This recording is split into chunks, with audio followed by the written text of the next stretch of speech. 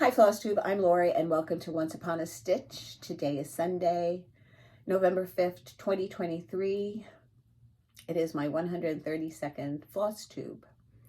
Welcome to my channel if you're new. I hope there's something you like that I share with you today and that you think about subscribing and coming back and visiting with me.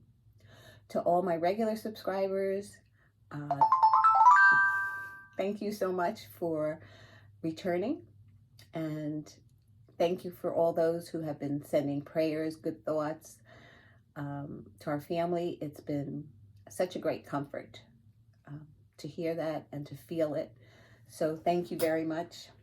Thank you for all the cards that have been sent, private messages, just everything has touched our hearts. So thank you very much.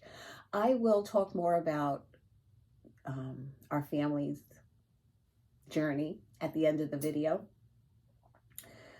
but I'm going to treat this one as a regular video. I had videotaped one on October 22nd. It was a Sunday, and in sharing a piece of mail that I received, that I had ordered a piece of fabric, it was all ripped, and I was showing the envelope saying that there was no tracking on this envelope. It was just addressed to me. It had a return address, but it was literally slit open on the side and the bottom was ripped. But it arrived in one pack. I mean, I only ordered one piece of fabric. It was in there. So was somebody looking to see if there was something else in there that they might have wanted? I don't know. For it to be so evenly ripped open, I was suspicious. Excuse me. So what I was showing you, that I happened to show my address on screen, and I didn't think that was a good idea, but I contacted my son Michael and I said, Michael, I did this video and I did this, and he goes, Ma, that's not a good idea. So I says, okay, I'll redo the video. And I had already put everything away, mind you. So he goes, you know what, I'm going to send you a link, send me the video, I see what I can do. Maybe I can put like something over the address, and you know, you can send it back to you and you can do it. So I said, okay. And the first part was me getting the video to him, but I did get it, which I was very surprised at. So, and then that night, he said that he was going to try and do it that night, Sunday night, because it was his turn to be up at the hospital. Libby was in the hospital, and Rebecca had stayed the weekend nights with her up there. Both of them could stay during the day, but at night only one parent could stay. So she stayed the weekend. Then Michael goes up Sunday night because he can work from there the next day. Rebecca has to literally go to school to teach. So they were swapping out. So he said, oh, I have time and I'll do it at night when it's quiet and Libby's sleeping and yada, yada, yada. So I said, okay. And then the rest of the story will be at the end of the video. So this part of the video is going to be a regular video of me showing you what I've been up to, and any thoughts that come into my head that maybe you might have asked, and I'm going to try and respond. So the first thing I'd like to say is, one giveaway winner did not reply to me by sending me her address. And that's Marlene Zagar. And she won the Stacy Nash Primitive Sleigh Bells Pink Keep and Ornament. And I'll just take that off. And Marlene, if you're not interested and don't want this, that's fine. I do save the names of who put in for it, and I'll just select somebody new in the next video. But if you missed it, Marlene, and you are the winner, so please send me your address either through my email, or you can direct message me on Instagram. Okay, so what I've been stitching, I'm going to get right into it. Some of the things I had to pull out from my last video because that video never got uploaded. Now, what I want to say is, one viewer asked me, like, for instance, this particular fabric is called Golden Promise. And she wanted to know where I order my fabric from. And 95% of the time I order it through, it was my local needlework store. And, but they have since closed. They're looking for a new location. They do pop-up stores, and they have an online store. Now, the only thing I'm going to say is, every time I talk about them, I always get people that said I would never order from them again online. They did not have a good experience. I don't know exactly if they never received their fabric or if they had to wait like a year for it. I don't know all the details. There were a number of people that would say that. So the only thing I can say is to try and, this is like a good rendition of what this fabric looks like. And to try and either look for it if you're in the store, or I know what I used to do with Picture This Plus when I ordered it from 123 Stitch. I ordered the smallest piece that, like, to do an ornament or something like that, a pin keep, just to see the color of it. And then I would put it on, let's see if I have it easily available here. Yes. And then I get a swatch of it, and I put it in a snack bag, and I would label it. So that if and I didn't do this to every single one of them, but for instance, this was Golden Promise 18 count Ada, which is somewhat similar in color. So my suggestion is, if you have the opportunity to go into an LNS store, it's easier than ordering online, or to order online and order a small piece to see if that's the color you actually want. Sorry, I can't give you more information than that. So, what I've worked on. Little House Needleworks, The Library. And I started this at the retreat in New Jersey, Stitch New Jersey retreat back in August. I had just did a start, and I just did the top of the first frame. And then the next time I picked it up, I did the bottom. This time, I think I had to finish the house section, the tree, the grass, and then I started on this one. And the next section is Mystery.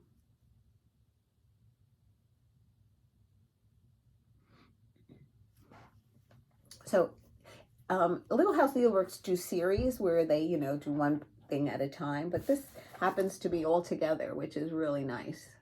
And the different sections were romance, mystery, Western, and classics.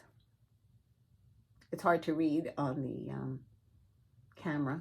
And then at the bottom it says, an open book is a window into the world. So it'll be a while before I finish it, but I'm enjoying it, which is always a good thing, to enjoy what you're stitching. So to make this one enjoyable, I had started this when we were on vacation down the Jersey Shore, and this was stitched on 16 count doubloon Ada. And this is the patterns in Erica Michaels, and I was going to do this strawberry. And I started it, and I think I shared it like in a previous video, but I don't know. I felt like the white wasn't popping up, and I was very seriously thinking of pulling the white out, because what did it call for? Linen, Weeks Dye Works linen, which I don't think I had, so maybe I used whitewash or something. I don't even remember what I used. But I wasn't content with the popping of it. So I made it pop. I did not iron any of this. I usually iron before I finish. And look at the difference a fabric can make and color changes. So this is stitched on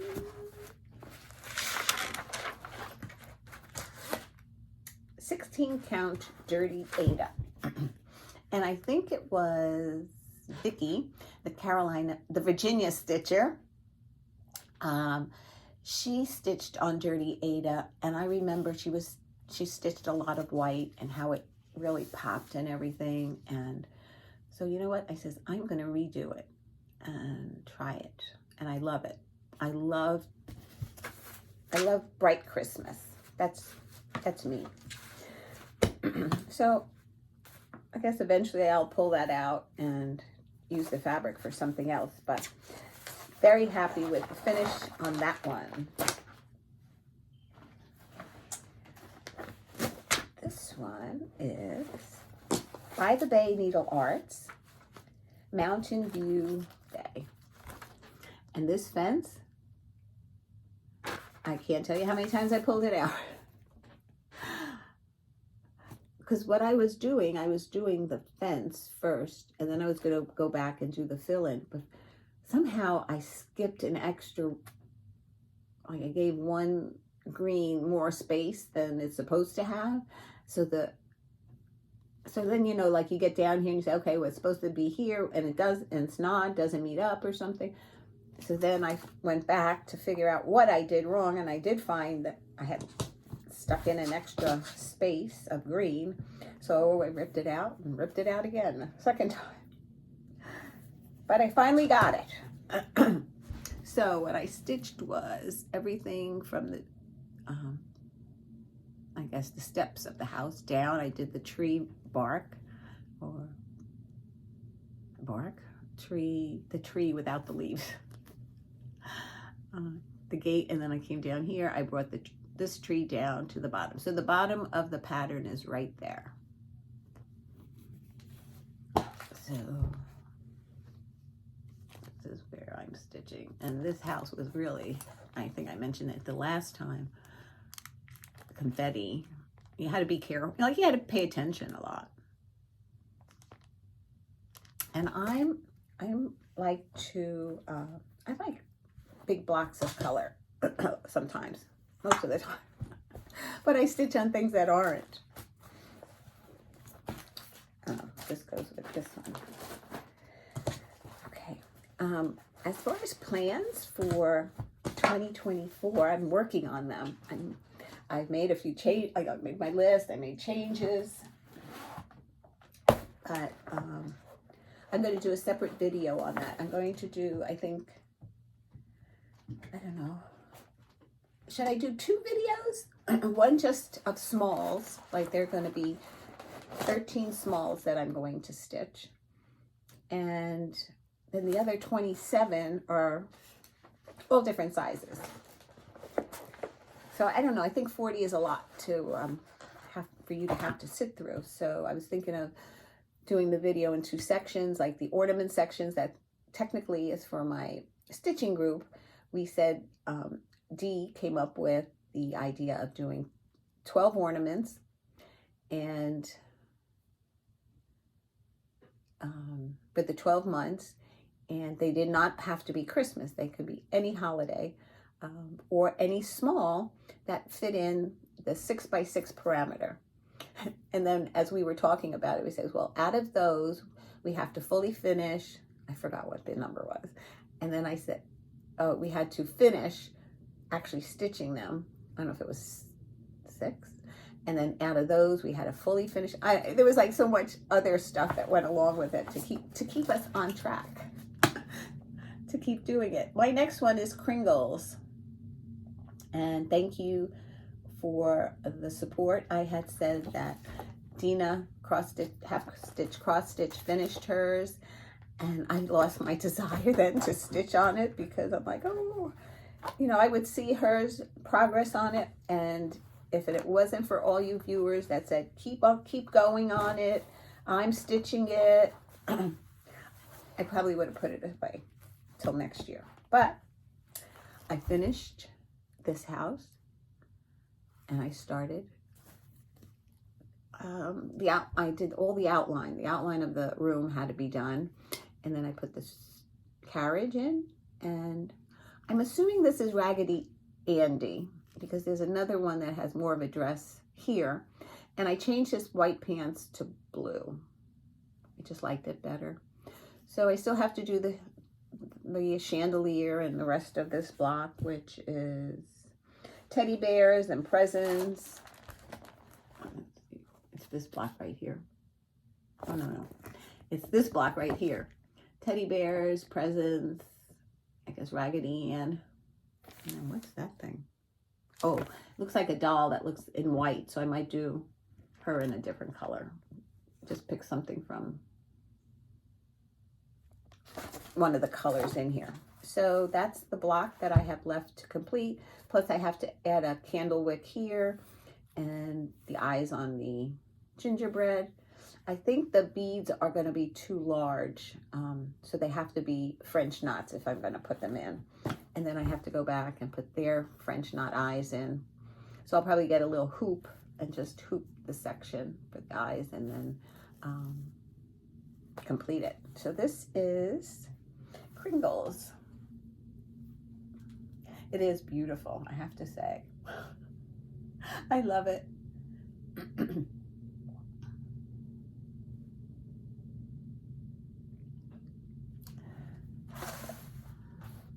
And what I did this time is I did not use the Rainbow Gallery. I don't have it here, do I? No, it calls for a Kreinik that I used like up here. Let's see if you can see it. No, you really, it's in this tree. No, you can't. Well, there's some Kreinik in here and stuff, and it was called for in the chandeliers, but I decided that the Kreinik was going to just be the lit part of the candles, and I used a blending thread for the chandelier part. I felt that it laid better, and I don't know, maybe you can see it in the door. There it is. That's Kreinik there. So the candles have to have that added to it. Okay.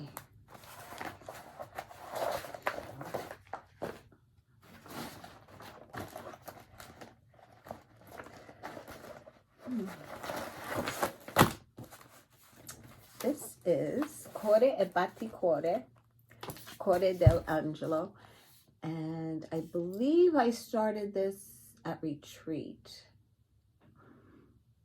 This is for next year's ornaments that I was making for my 3 of my granddaughters. So I figured if I do one this year, it would be, then next year I only have to do 2. So I did complete this one. And let's see, does it say what I stitched it on? I think this is, I don't think it says, it could be Dirty Ada or it could be Toast.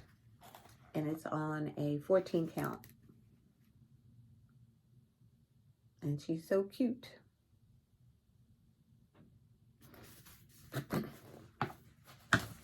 So once the 3 of them are completed, then I will fully finish them.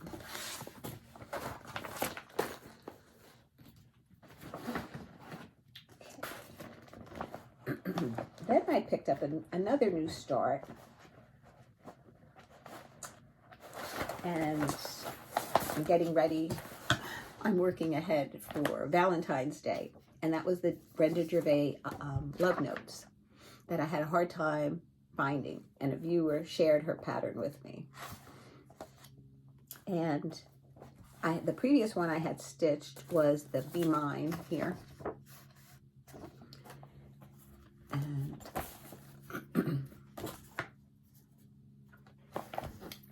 And I'm looking for a name of this piece of fabric. This was something that was just on the table, sold in this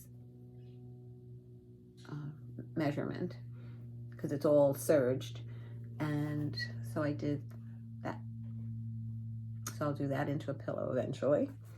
And then this time I did the X's and O's, which is this one, because most of the X's were red. Now this, I think this is called to be stitched on, I don't know, 36, 40.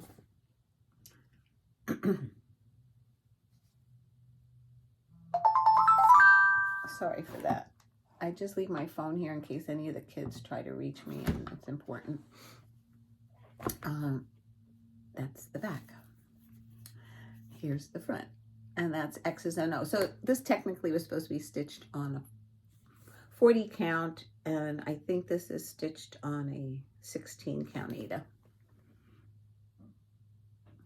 So this will be one of the ornaments that or smalls that I'll be stitching next year. And the next one I'm going to stitch is the heart.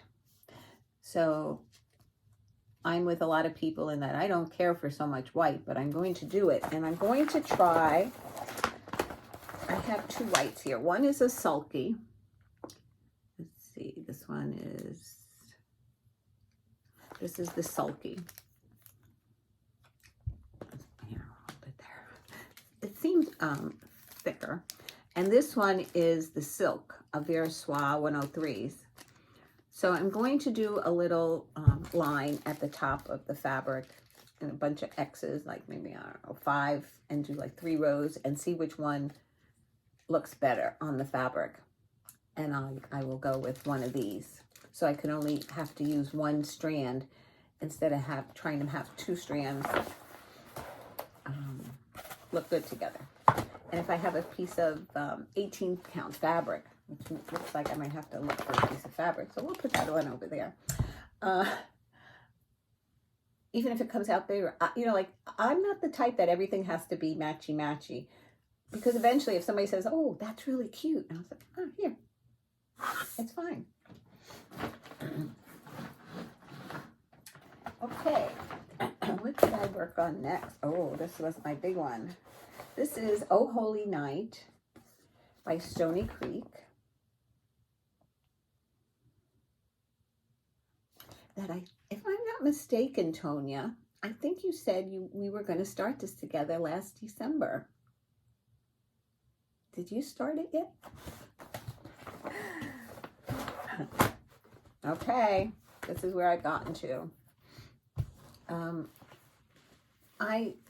October has been a hard month for stitching for me some nights. So some nights I didn't stitch at all, and some I didn't do much.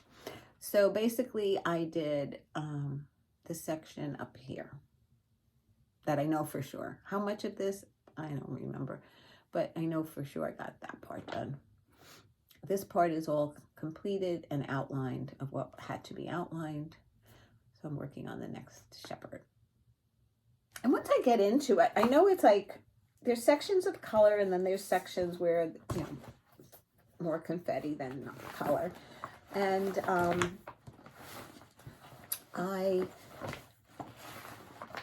enjoy it. I don't want to do this on a Zoom call.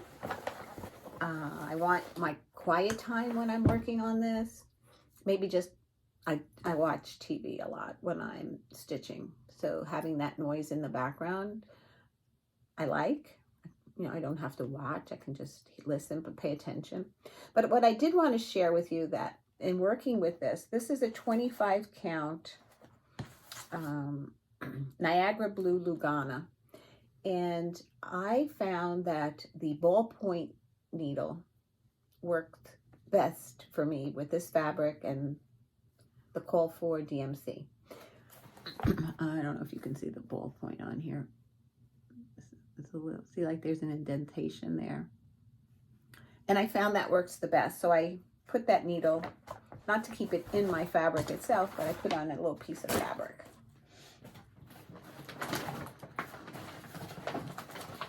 Then there's this one, Long Dog Opening Gambit.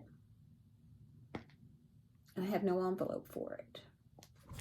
Why? Because it's finished. Oops. I finished Opening Gambit by Long Dog Samplers. This is stitched on a 28 count white Lugana. For those that are new, they had different letters there. They had, let's see, what did she have there? J and L. Most likely the designer's first name. I don't know if L's her last name or somebody else.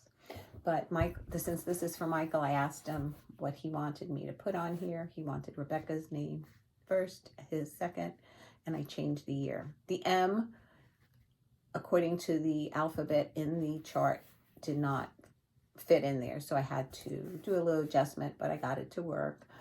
And this was the last section that I finished. Now, a lot of finishes that I have not been fully finished because there's no perfect frame for them. I cannot stitch on something and find a frame easily. They all have to be cut down or very large margins. So, so I find a frame that needs to be cut down, and then I'll decide how much I want on the side here. So the first thing I do, which is another reason I wanted to share this with you, is I put a line of sulky thread. I have it right here. Yep. I take this sulky, shiny thread, and I just do, I pick so far away from here, and I make sure I get the line straight. And I do that all around the piece, 4 different pieces of sulky. And then I start pinning it. You can see I pinned it. Now what I'm going to do next is I'm going to get a small ruler and measure to make sure that the line is as straight as I can get it. This might have to be pulled down a tad. I'm not really sure. But if it does, then I will straighten it out a little bit. And it'll be the best that I can do. I'm not going to, I just can't imagine going to have this framed. So, and then my husband will cut the frame to make it fit inside that frame. So, but before I do that, once it's all straightened as much as I like, I will then start to lace the back. I'll go one way, and I start pulling the pins as I do it so I can pull taut, and then I'll go the other way. I might leave this fabric here so that it's not so far of a distance when lacing. I haven't decided that yet. But, because, you know, when you have a long piece of thread that you're lacing through something like this, it's easy for it to get a knot in it. And then you'd have to either cut it and then tie it. And you can't pull out too many too many times going back and forth because it will knot up. Okay, so that is a finish for me. And that was like the stitch that I stitched on every month. What do you call that kind of stitch? My focus point, my focus piece. That was my focus piece because it was for somebody and I wanted to get it done. So in planning, I also made a list of the patterns that I know I'm not going to finish this year that are definitely going to be carried over to 2024. And then from that list, I said, maybe I should choose a focus piece that I will stitch on until it's done and then pick a second focus piece.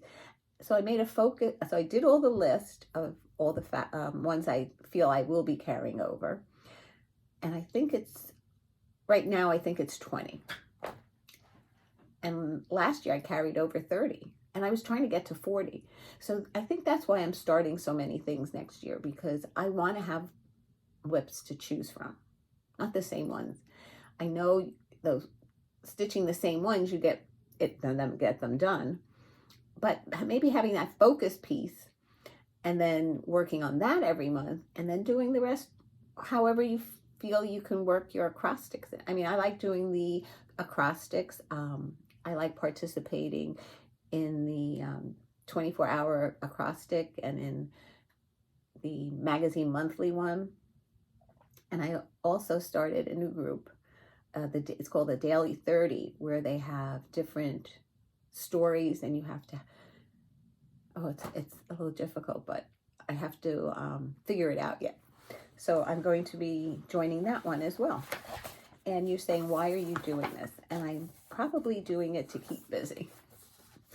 When I don't have babysitting to do and we don't have anywhere to go, and it's just, I just like to be kept busy. I love my crafts and I enjoy it, and I enjoy sharing.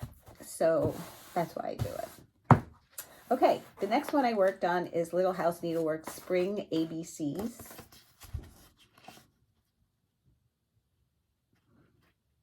And this is where I got to.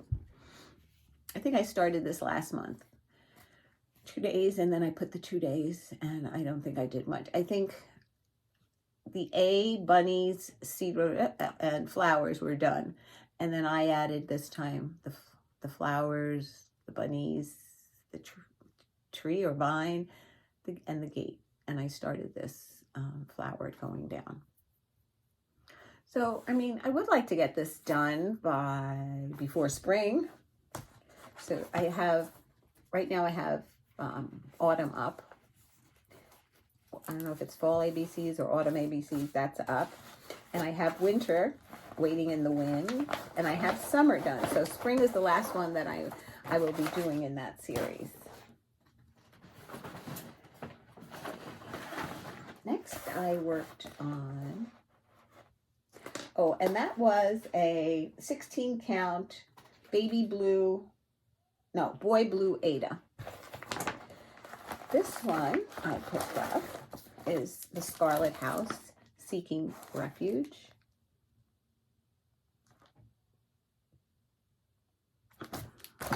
And this is being stitched on a 28 count country mocha. And this time I added more words. That's all I did. I think it was about here. Yeah, about here. And I did the rest of those words, which are not finished.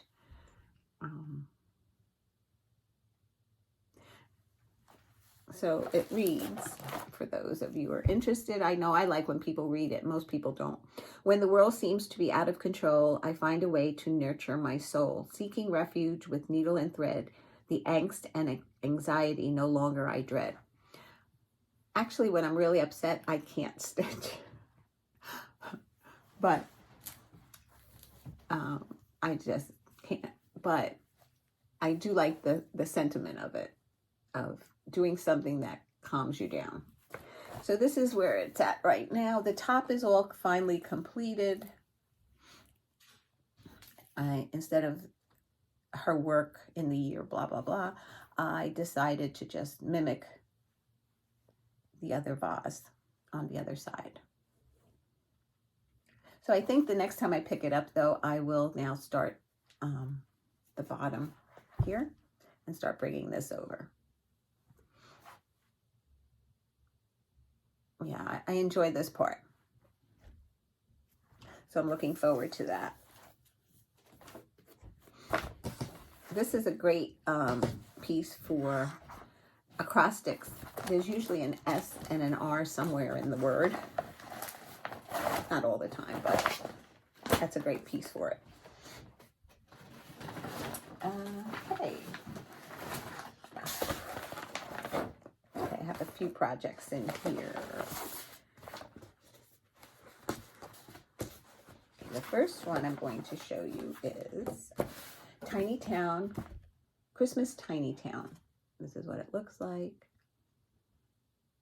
And I would love to try a drum. I'm going to have to ask my friend Kathy, who is to Dye House, for help on that. She does really great drums. So I finished Tiny Town. I was not doing these banners. Didn't like them. So I left them out and put everything else in. And this is stitched on a 28 count country mocha.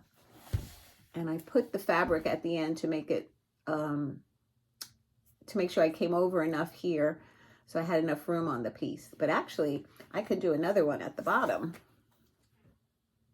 If I leave it in here, it'll be easier to mount on a Q-snap. And I think the next one I might try is Seaside Tiny Town. It reminds me of the Jersey Shore. So I think maybe I will, and I enlarge the pattern to make it easier to read. I love enlarging patterns, especially when they're, you know, small. They're just so much easier to read, and I can just look up and stitch instead of really getting close to it. Now, my son showed me the saying on a plaque, and he said, "Can you do this?" I said, "Well, I can stitch the words, but I don't think I can stitch the picture." So he goes, "Well, see what you can do." And so I was asking my friend, Arlene Cohen, who works by ABC, I was mentioning to her about, like, if I want to,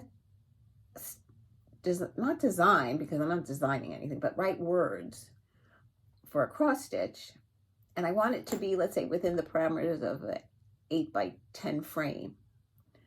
How do I do that? And she goes, "Well, what do you want said?" So I read it to her, and she says, "You know what? Send that to me, and I'll see what I can do." So I said, "Okay." So she did, and I stitched it, and it says, I think the original one said, "To my husband," but Michael wanted me to do this for Rebecca, so he asked me to stitch it to my wife. And it said, I'll read it here and then I'll show it to you. "When we get to the end of our lives together, the house we had, the cars we drove, the things we possessed won't matter. What will matter is that I had you and you had me." So this is, and I found this fabric, and originally I had pulled out like a creamy color, and I didn't know what color thread he wanted me to use. And I showed him some options, and he says, "No, I want blue." So then I got the blue, and I got the fabric, and I showed him that. I says, "Which blue?" And he picked out a blue, which is this blue.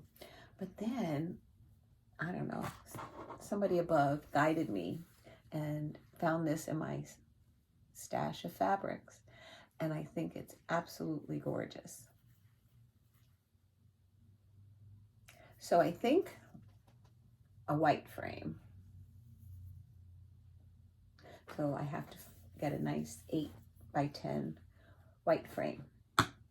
Now, if anybody's interested in that, I will put Arlene Cohen's, I think she gave me an email address that I can use and put it there for you to contact her. I know some of you might want to stitch it to my husband. So, you know, talk to her. She, you know, I discussed this with her, that I said, you know, people might be interested in it. And so you'll have to reach out to Arlene and, you know, and see what you want, if you want it. So, okay. So that was another finish.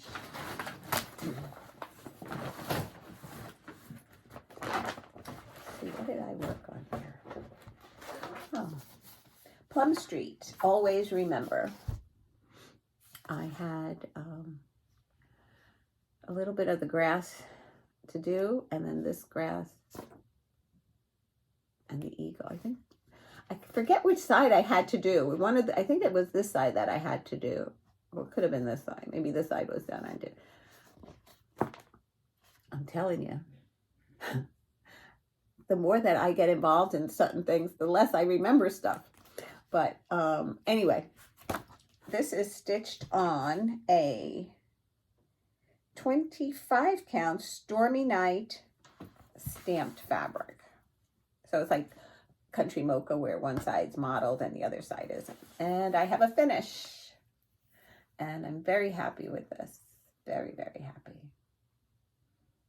I pulled out some star here. I wanted to make sure there was some kind of difference depending on the lot of the color dye of the fabric, the floss. It was too similar, so I had to pull out some of it and redo it, but that's fine. And yeah, I love that piece.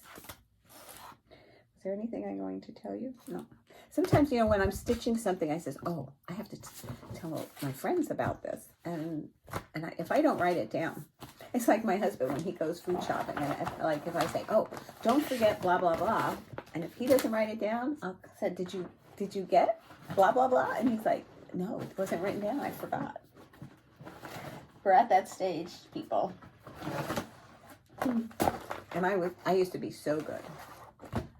I can't tell you, when we were house hunting, I would remember every single house that I visited for like forever. I don't know where the pattern is. The picture of the pattern. This was ridiculous. Oh, here it is. I'm so sorry. This is another Plum Streets, Liberty's Welcome. Before I tackle that house, I decided to come on this side now and start bringing the border down.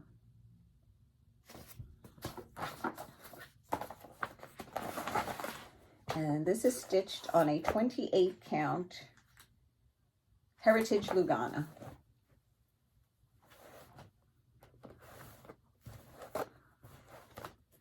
And that's what I got accomplished.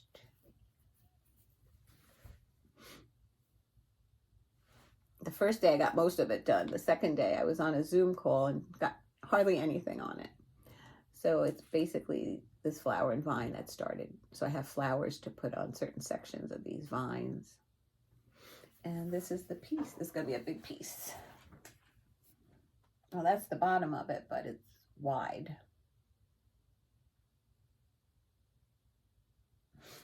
And I like stitching on this Heritage colored fabric.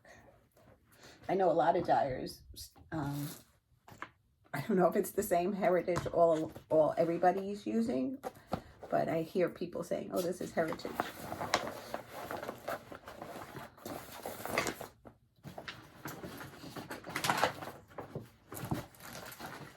The last one, not too bad.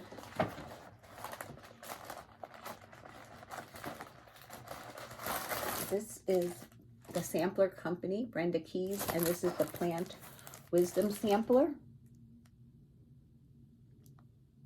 And I have this house to finish, and still have to finish. The last 2 nights I worked on this one, and this is on a 28 count Ivory Lugana. Basically, the first night I did the roof, and the second night I did that. That was last night. And this is the piece. So hopefully the next time I pick this up, I can have that house completed. And then maybe go back to the border and start working that down. I love the colors in this. So this is where I'm at. So I have to do there's that outside border and then the vine that comes down into these like little flower pots. These trees are straight stitches. The leaves on, like I guess a weeping willow. And it says, if happiness is your pursuit, plant wisdom and enjoy the fruit. Sometimes I use this in an acrostic because it has the Roman numerals down here. But I'm not going to be able to fit the present year, so I might have to do it in regular numbers, because otherwise it would be MMC 20. No, that would be, let's see, what would it be?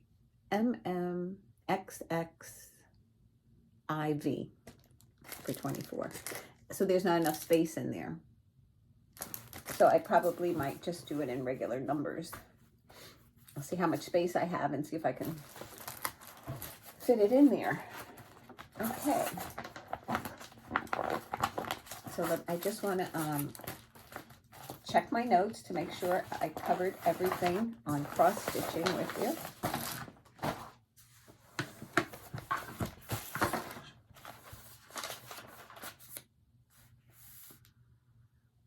Okay. Yep, I have. Like I said, I'm going to keep quilting for the next video. So, the last time we were together was September 30th. And in that video, I made a comment to you, oh, if you can hear my husband coughing, I apologize, he's not feeling well. And sure enough, when I got through with this video, he was not feeling well at all. So we tested. He tested positive. I tested negative for COVID. So I went downstairs and started doing and cleaning. And I said, oh, maybe I should cut the grass for him because it's kind of high already and he's not going to be able to do it. He's sick. So I said, I went upstairs and I said, I'm going to cut the grass. He's like, no, save it for tomorrow. Let it dry out, because it was raining a lot here at the time. So I said, okay, I'll do it tomorrow. That night I had a Zoom call with my friends and my stitchy group. And towards the end, they're saying, oh, your voice is getting straight. I says, yeah, I know. Getting a scratchy throat. My ear's starting to bother me. And Sunday morning, I tested positive for COVID. So then Monday, I called up the doctor to do a virtual. And we did a virtual visit because a friend said she and her husband had COVID and she didn't take the medicine, but he did. And he got rid of his symptoms quicker than she did. So I wanted to do that. So I called and I got the prescription for Paxlovid. If you're thinking of taking it, just be prepared that it can upset your stomach, which it upset mine. And usually nothing upsets my stomach. So it did upset my stomach and it gave me a metallic taste in my mouth. And I thought it was from COVID itself, because I say to my husband, do you taste anything metallic? And he'd say like, no, what are you talking about? And I keep saying, I got this metallic taste in my mouth. So I had Jolly Ranchers in the freezer. What happened was they were in our car over the summer, and you know how the paper sticks, and I'll throw them in the freezer and see if I can then take the paper off of them. And sure enough, it worked, because I needed something to put in my mouth, and I took that Jolly Rancher out, took the paper off, came right off, so that for those few minutes that I had a Jolly Rancher in my mouth, I wasn't tasting anything metallic-y. So that being said, that was October 1st that I was positive. The doctor said 10 days you can transmit the disease. The 11th day you're fine. How they know this, I have no idea. Rebecca said that at her school, they're allowed 5 days. After that, they have to return to work. So I don't know if they then wear a mask. So anyway, the 10th day was Columbus Day. That was the following Monday. And then Tuesday, the children came back. But it hit us, COVID hit us a little bit in making us tired for a longer period of time. But, so that was the 10th of October. We started babysitting every day that week. We more or less babysat. And then on Friday, Thursday, Libby was over with Layla and Caleb. And Michael had to take her to the doctor, and then he came here to pick up the other two. And she had to feed, so he did a business call, and I was feeding her downstairs through her. She has a feeding tube, for those of you that might be new to my channel. My granddaughter has the genetic disease Menkes, Menkes. It's an incurable disease. And she's been fighting it since the day she's been born, but we only found out about it in August. There's no test for it for infants at the hospital. So if I can shed any light on any of this, that you know somebody and whose child maybe can't regulate their body temperature and has to stay in the NICU, have them tested. They say if you catch it within the 28 days, it's a good thing. I can't answer that. That's what I read.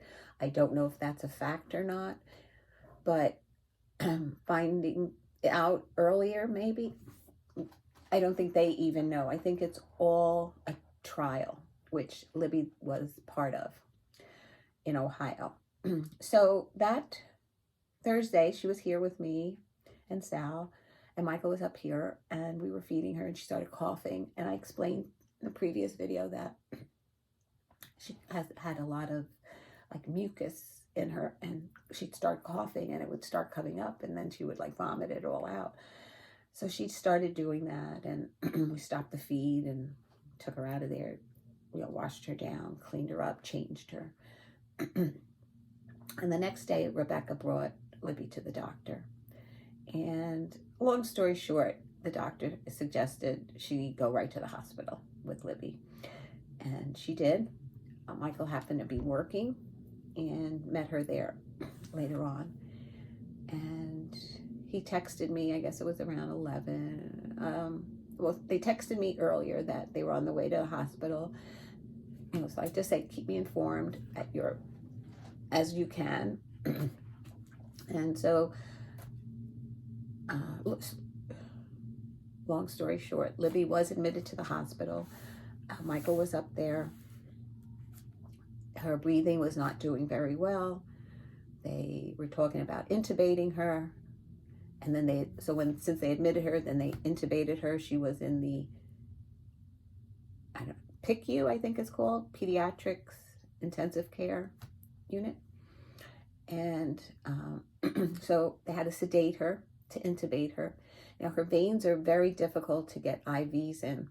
They had to sedate her through an IV.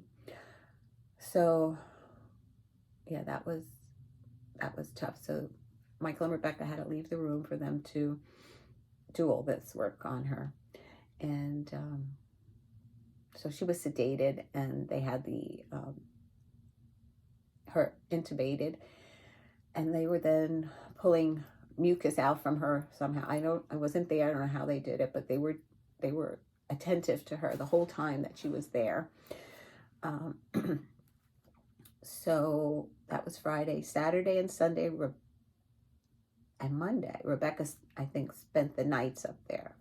Monday night she came home because she was going back to work on Tuesday, because there was nothing that was being done differently. Nothing was changing. So Michael goes and stays during the day. And then Michael, he stayed the nights as well. She would go up after work, spend couple hours up there, come back, and we would meet her at the house with Caleb and Layla. If her mother had him the next day, or they slept here one night, we had him the next day. So try to make it easier for her, and we would do all this. And then when she would stay up there, we'd go pick Layla and Caleb up early in the morning and bring them to our house. It was tough, but we all pitched in. Her parents pitched in, and we pitched in, and we did it. It was fine. You do what you have to do. And somebody said, I was very forthcoming with the information. And I could only do this because my son and daughter-in-law said it was okay. I would never, ever talk about personal things that are going on that affect more than me. It's one thing if I share my story, but sharing somebody else's, if they don't want it shared. But they're happy to bring the awareness forward. So not so much our story, but to make it known to somebody else that they're not alone. There's trials out there. Right now, there's no cure, but reach out as early as possible when you notice anything different in your child.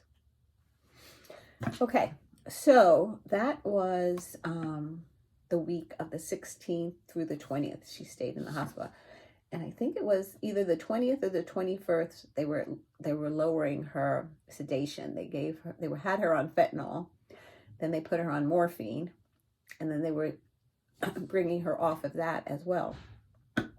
And that's when she was getting a little cranky. So they extubated her and put a oxygen nose piece in.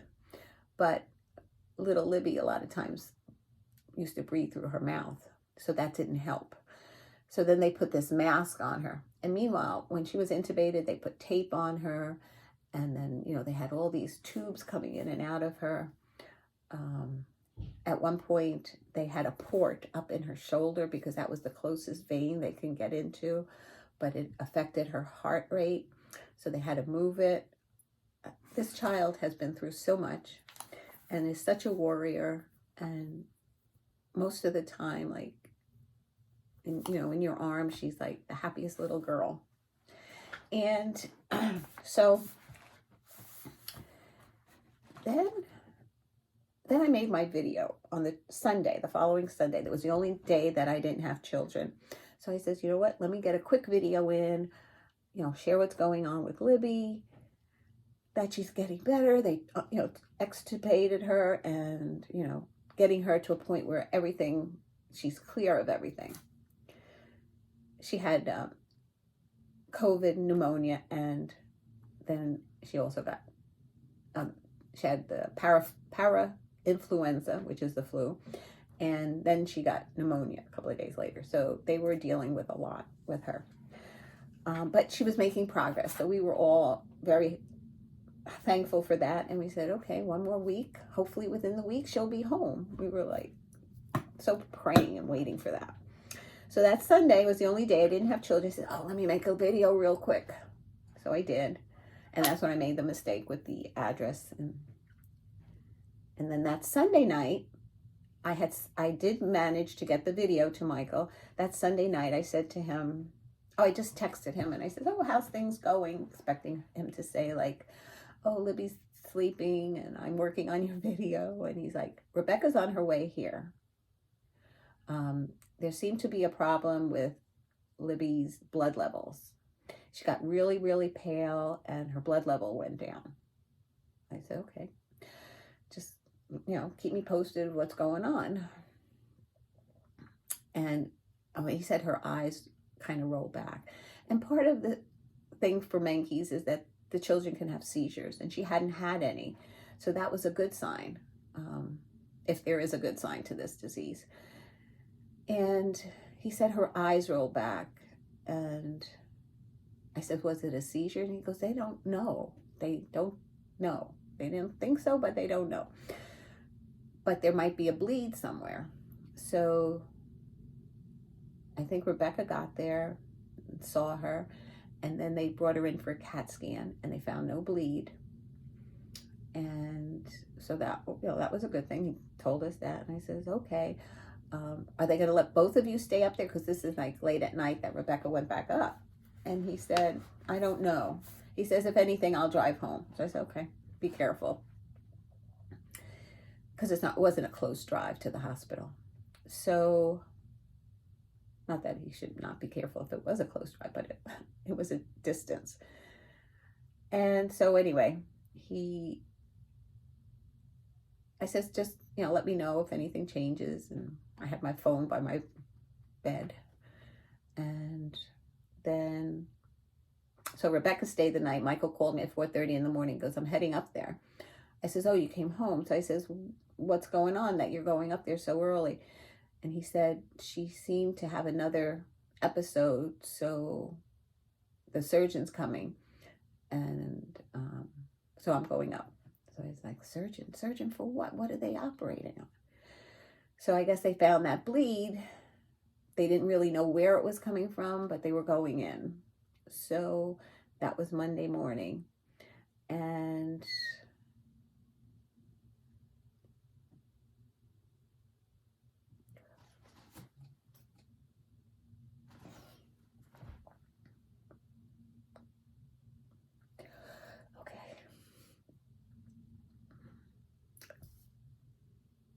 so he said that she was going for surgery. And I said, okay, let me know when she's out. And then he called. He was crying. And he just said she didn't make it. So you could see what I'm going through now. It was worse. And I didn't mean to do this. I thought I was going to hold it together. But so Libby became our angel. On the 23rd of October, on her 11th month birthday. And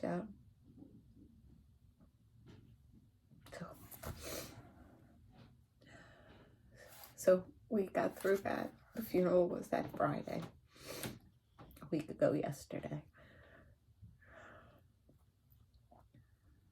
And we're managing the best that we can. Have our good times and not so good times. I apologize for doing this and losing it, but this is life and death. And I feel that you're all my friends. And we share the good times and the not so good times.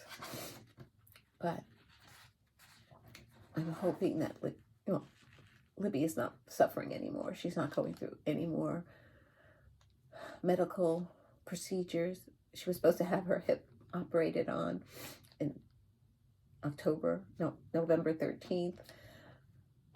It was just one thing after another, and we feel that God took her, healed her, and brought her to heaven with him. And that's all I'm going to say about that. Yeah. So, thank you for visiting with me. Thank you for your kind words and thoughts. I appreciate each and every one of you. I'm happy to be back, and next time I will give you an update. And I know a lot of people have asked me to film this, and every time I do a video, I always promise that within so many days I'm going to do this. But now I will do this.